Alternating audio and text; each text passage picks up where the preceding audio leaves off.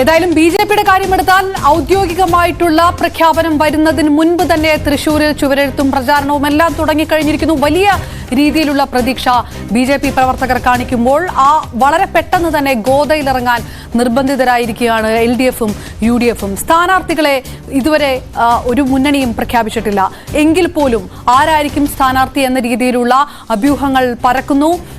നേരത്തെ പറഞ്ഞതുപോലെ തന്നെ ചുവരെഴുത്തുകൾ നടത്തുന്നു.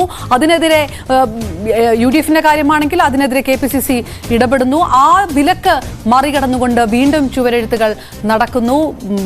LDF സ്ഥാനാർത്ഥി ഇന്നയാളാണെന്ന് പറഞ്ഞുകൊണ്ട് സമൂഹ മാധ്യമങ്ങളിൽ പോസ്റ്റുകൾ പരക്കുന്നു. അങ്ങനെ എല്ലാം കൊണ്ടും ഒരുപാട് മുൻപ് തന്നെ മറ്റ് എല്ലാ മണ്ഡലങ്ങളിലും ലോക്സഭാ പ്രചരണത്തിന് കേളികൊട്ട് ഉയരുന്നതിന് എത്രയോ മുൻപ് തന്നെ ചിത്രം വ്യക്തമാകുന്നു.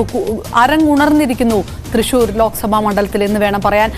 രാഷ്ട്രീയകാര്യ വിശകലനങ്ങളുമായി മനു ഭരതും എന്നോടൊപ്പം ചേരുന്നു. മനു, വളരെ പ്രധാനമായിട്ടും ബിജെപിയുടെ ഒരു വലിയ പ്രതീക്ഷ തൃശ്ശൂരുമായി ഉള്ളത്. ആ പ്രതീക്ഷയുമായി താരതമ്യപ്പെടുത്തിയാണ് ഏത് രീതിയിലാണ് ഇടത് വലത് മുന്നണികൾ കച്ചകെട്ടി രംഗത്തിറങ്ങിയിരിക്കുന്നത് എന്ന് വേണം പറയാൻ. അങ്ങനെയാണെങ്കിൽ ആദ്യം നമ്മൾ ചർച്ച ചെയ്യേണ്ടത് ബിജെപിയുടെ ഒരു പ്രതീക്ഷയാണ്.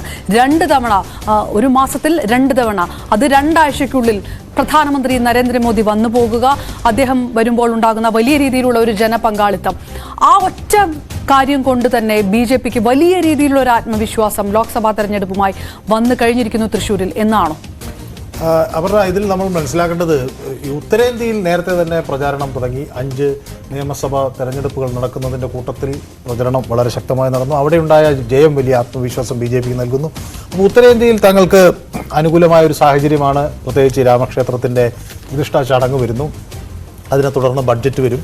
അങ്ങനെ ഉത്തരേന്ത്യയിൽ വലിയ പ്രശ്നങ്ങളില്ലാതെ മുന്നേറാൻ കഴിയുമെന്നൊരു പ്രതീക്ഷയിലാണ് BJP.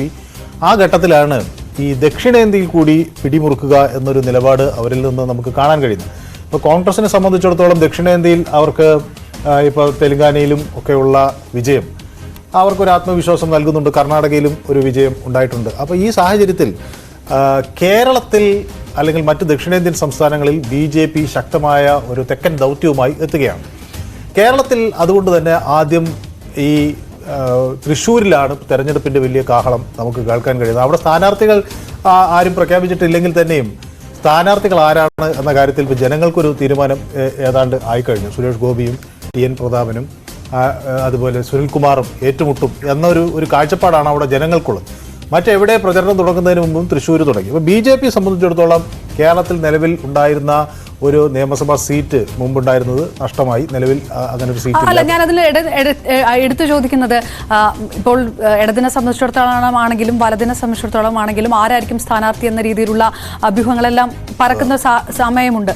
അപ്പോഴും സുരേഷ് ഗോപിയാണ് എന്ന് ഔദ്യോഗിക സ്ഥാനാർത്ഥിയാകുക എന്നുള്ള കൃത്യമായ ചിത്രം നൽകുന്നത് പ്രധാനമന്ത്രി നരേന്ദ്രമോദിയാണ്. റോഡ് ഷോയിൽ കൂടെ നിർത്തിക്കൊണ്ട് ആ ഒരു ചിത്രം തന്നെ ആയിരിക്കും അവരുടെ പ്രചാരണവുമായി ബന്ധപ്പെട്ട് തുടക്കം കുറിച്ചിരിക്കുന്ന ഒരു ചിത്രം. അല്ല, സുരേഷ് ഗോപി അവിടെ സ്ഥാനാർത്ഥിയാണെന്നുള്ള കാര്യത്തിൽ തർക്കമില്ല. അദ്ദേഹം കൊല്ലംകാരനാണ്. കഴിഞ്ഞ തെരഞ്ഞെടുപ്പിന് ശേഷം അദ്ദേഹം നിരന്തരം തൃശ്ശൂർ കോൺസെൻട്രേറ്റ് വർക്ക് ചെയ്യുന്നു. അതോടൊപ്പം നമുക്ക് ഏറ്റവും ഒടുവിൽ ഈ കരുവന്നൂർ പോലുള്ള വിഷയങ്ങൾ വന്ന സാഹചര്യത്തിൽ സുരേഷ് ഗോപി അവിടെ പദയാത്ര നടത്തുന്നു. സ്വാഭാവികമായും BJPയുടെ മറ്റൊരു നേതാവല്ല സുരേഷ് ഗോപിയാണ് പദയാത്രയ്ക്ക് മുന്നിൽ നിൽക്കുന്നത്. അപ്പോൾ അവിടെ സ്വാഭാവികമായും സുരേഷ് ഗോപിയാണ് സ്ഥാനാർത്ഥി എന്ന് വ്യക്തമായി കഴിഞ്ഞു. ഇനി പാർലമെന്റ് ബോർഡിൻ്റെ തീരുമാനം വരേണ്ടിയിരിക്കുന്നു. അതൊക്കെ വരും എന്ന് കരുതാം. ഏതായാലും അവിടെ BJP അവരുടെ പ്രവർത്തനം തുടങ്ങി, നേരത്തെ തന്നെ തുടങ്ങി. ഇവിടെ ഒരു അക്കൗണ്ട് തുറക്കാനുള്ള ഒരു വാശി അവരിലുണ്ട്. അത് എങ്ങനെ പ്രതിഫലിക്കുമെന്ന് കാണാൻ വലിയ ആഗ്രഹം ആളുകൾക്കുണ്ട്. സുരേഷ് ഗോപി വളരെ പോപ്പുലറായ ഒരു കാൻഡിഡേറ്റ് ആണ്. ആളുകൾക്ക് സുരേഷ് ഗോപിയെ വലിയ തോതിൽ ഇഷ്ടമാണ്. അദ്ദേഹം പലയിടത്ത് ചെല്ലുമ്പോഴും ആളുകൾ തടിച്ചുകൂടുന്നതിൻ്റെയൊക്കെ കാഴ്ചകൾ നമുക്ക് കാണാൻ കഴിയും. അപ്പോൾ ഒരു വിന്നിംഗ് ചാൻസ് ഉള്ള ഒരു കാൻഡിഡേറ്റ് എന്ന നിലയിൽ സുരേഷ് ഗോപിക്ക് അവിടെ അവതരിപ്പിക്കാൻ കഴിയുന്നു എന്നതും അതോടൊപ്പം തന്നെ തുടരെ ഇങ്ങനെ പ്രധാനമന്ത്രി വരുന്നു, റോഡ് ഷോ നടത്തുന്നു, ഇപ്പോൾ സ്ത്രീകൾക്കൊപ്പം മോദി എന്ന പരിപാടിയൊക്കെ നടക്കുന്നു. ഇതോടൊപ്പം അങ്ങനെ ഉൾത്തട്ടിലേക്കുള്ള പ്രചരണ പരിപാടികൾ നടത്തും. അപ്പോൾ സുരേഷ് ഗോപിയെ ജയിപ്പിച്ചെടുക്കുക എന്നത് ഒരു വലിയ ഉത്തരവാദിത്വം പോലെ BJP ഇത്തവണ കാണുന്നു എന്നത് അത് ജയിക്കുമോ തോൽക്കുമോ എന്നുള്ളത് ഒരു മറുവശത്ത്. പക്ഷേ ഇത് വളരെ ഗൗരവത്തോടു കൂടി മറ്റ് 2 മുന്നണികളെയും ആ പേടി ബാധിച്ചിരിക്കുന്നു എന്ന് വേണം ഇപ്പോഴത്തെ ഒരു സാഹചര്യങ്ങളിൽ നിന്ന് നമുക്ക് കാര്യങ്ങളെ മനസ്സിലാക്കാൻ. കാരണം മറ്റൊരിടത്തും ഇല്ലാത്ത ഒരു സാഹചര്യം ഇവിടെ ഇപ്പോൾ തൃശ്ശൂരിൽ ആരംഭിച്ചിട്ടുണ്ട്. അപ്പോൾ BJPക്ക് സ്വാഭാവികമായി. പക്ഷേ അപ്പോഴും ഞാൻ ചോദിക്കുന്നത്, ഒരു സംഘടനാ സംവിധാനത്തിന് ആത്മവിശ്വാസം തന്നെയാണോ BJPക്ക് തൃശ്ശൂരിലുള്ളത് എന്നുള്ളതാണ്. സുരേഷ് ഗോപി എന്നൊരു വ്യക്തിയിൽ BJP വെക്കുന്ന പ്രതീക്ഷയല്ലേ അത്? അല്ലാതെ BJP എന്നൊരു പാർട്ടിയെ സംബന്ധിച്ചിടത്തോളം ആ പാർട്ടി അങ്ങനെയാണെങ്കിൽ മറ്റു മണ്ഡലങ്ങളിൽ ആ ഒരു പ്രതീക്ഷ ഉണ്ടാവണം. കേരളം ഒന്നടങ്കം, കുറഞ്ഞ പക്ഷം തിരുവനന്തപുരത്തെങ്കിലും ആ രീതിയിലുള്ള ഒരു പ്രതീക്ഷ BJPക്ക് ഉണ്ടാകണം. അതിന് പകരം സുരേഷ് ഗോപി എന്ന ആ ഒരു വ്യക്തിയിൽ BJP വെക്കുന്ന ഒരു പ്രതീക്ഷയല്ലേ? അതുകൊണ്ടല്ലേ BJPയുടെ ജയം എന്നുള്ള ജയസാധ്യതകൾ ഇടത് വലത് മുന്നണികൾ തള്ളുകയും ചെയ്യുന്നത്? അല്ല, BJP എന്ന വ്യക്തിക്ക് ഒരു പാർട്ടി എന്നതിനപ്പുറത്ത് സുരേഷ് ഗോപിക്ക് ഒരു പേഴ്സണൽ ക്ലൗട്ട് ഉണ്ട്. സുരേഷ് ഗോപി ഒരു സിനിമാ നടനാണ്. സ്വാഭാവികമായും അദ്ദേഹത്തിനെ ആളുകൾക്കെല്ലാം അറിയാം. ഒരു പുതിയ സ്ഥാനാർത്ഥിയെ പരിചയപ്പെടുത്തുന്നതിന് അപ്പുറത്തേക്കും ജീവകാരുണ്യ പ്രവർത്തനങ്ങളിലൊക്കെ അദ്ദേഹം സ്ഥിരമായി പങ്കെടുക്കുന്നു. ആ നിലയ്ക്ക് ആളുകൾക്ക് അദ്ദേഹവുമായിട്ട് ഒരു അടുപ്പം, അല്ലെങ്കിൽ അദ്ദേഹം പലരും ആ നിലയ്ക്ക് അദ്ദേഹത്തെ അംഗീകരിക്കുന്നവരുണ്ട്. ഒരു ചലച്ചിത്ര നടൻ, കലാകാരൻ എന്ന നിലയിലുള്ള അംഗീകാരമുണ്ട്.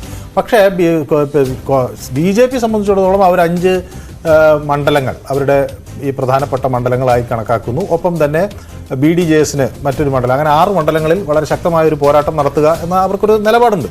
പക്ഷേ ഈ 5 മണ്ഡലങ്ങളിൽ നിന്ന് വ്യത്യസ്തമായി 5 മണ്ഡലങ്ങളിൽ മറ്റ് 5 അല്ലെങ്കിൽ ഈ BDJSന്റെ ഉള്ള മണ്ഡലം മാവേലിക്കര അവിടെയൊന്നും പ്രചരണം ആരംഭിക്കുന്നില്ല. ഇവിടെ വളരെ ശക്തമായ തോതിൽ പ്രചരണം ആരംഭിക്കുന്നു. അതിന് പ്രതികരണം മറുഭാഗത്തു നിന്ന് ഉണ്ടാകുന്നു എന്നതാണ്. ഇപ്പോൾ മുരളീധരൻ മത്സരിച്ചേക്കുമെന്നൊക്കെയുള്ള അഭ്യൂഹങ്ങളുണ്ടെങ്കിലും അവിടെ അത്തരത്തിലുള്ള പ്രചരണ പരിപാടികൾ നമുക്ക് കാണാൻ കഴിയുന്നില്ല. മാത്രമല്ല അതിൻ്റെ എതിരാളികൾ ഞങ്ങളാണ് എന്ന തരത്തിൽ ആരെങ്കിലും മുന്നോട്ട് വരുന്നതായി നമുക്ക് കാണാൻ കഴിയുന്നില്ല. അപ്പോൾ സ്വാഭാവികമായും അതൊരു വിഷയമാണ്. പക്ഷേ ഇവിടെ നമ്മൾ മനസ്സിലാക്കേണ്ട ഒരു കാര്യം, സുരേഷ് ഗോപി അങ്ങനെ ചെറുതായി കണ്ടുകൂടാ. കഴിഞ്ഞതിന്റെ ഇപ്പൊ നമ്മൾ ഇതിന്റെ ഒരു കണക്കുകളിലേക്ക് വരുമ്പോൾ നമുക്കത് വ്യക്തമാകും. 1,93,000 വോട്ടിന്റെ വർധനമാണ് കഴിഞ്ഞ തെരഞ്ഞെടുപ്പിൽ സുരേഷ് ഗോപി ഉണ്ടാക്കിയത്. അപ്പൊ അത് നിസ്സാരമായ ഒരു കാര്യമല്ല. കണക്കിന്റെ ഇതിലേക്ക് വരാം. അതിനു മുൻപ് നമുക്ക് പ്രതികരണങ്ങൾ നോക്കാം.